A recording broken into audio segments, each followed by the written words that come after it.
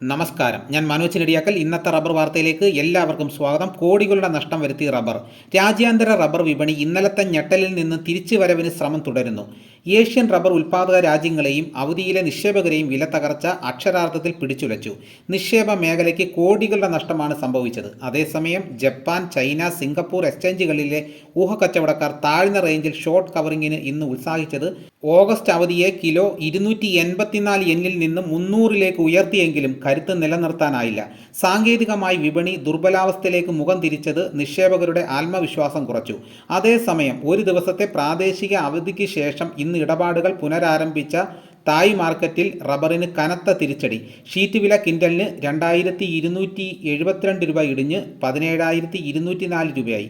പെട്ടെന്നുണ്ടായ വില തകർച്ച ഇറക്കുമതിക്കാരെ ആകർഷിക്കുമെന്ന നിഗമനത്തിലാണ് ബാങ്കോക്കിലെ കയറ്റുമതി സമൂഹം. സംസ്ഥാനത്ത് വേനൽ മഴ ലഭ്യമായെങ്കിലും നിർത്തിവെച്ച ടാപ്പിംഗ് പൂർവ്വസ്ഥിതിയിലെത്താൻ കാലതാമസം നേരിടും. അപ്പോൾ ഇതോടുകൂടി വീഡിയോയുടെ പൂർണ്ണമാകുന്നു. ഇതേപോലെയുള്ള വീഡിയോസ് നോട്ടിഫിക്കേഷനെ കിട്ടാൻ ചാനൽ സബ്സ്ക്രൈബ് ചെയ്യാത്തവർ ചാനൽ സബ്സ്ക്രൈബ് ചെയ്തൊക്കെയാണെങ്കിൽ കൃത്യമായി നോട്ടിഫിക്കേഷൻ കിട്ടുന്നതായിരിക്കും. എല്ലാവരും ഒന്ന് ലൈക്ക് ചെയ്ത് സപ്പോർട്ട് ചെയ്യണം. മറ്റു ഗ്രൂപ്പിലോട്ടൊക്കെ ഒന്ന് ഷെയർ ചെയ്യണം. മറ്റൊരു വീഡിയോയുമായിട്ട് ഉടനെ എത്താം. എല്ലാവർക്കും എൻ്റെ നന്ദി.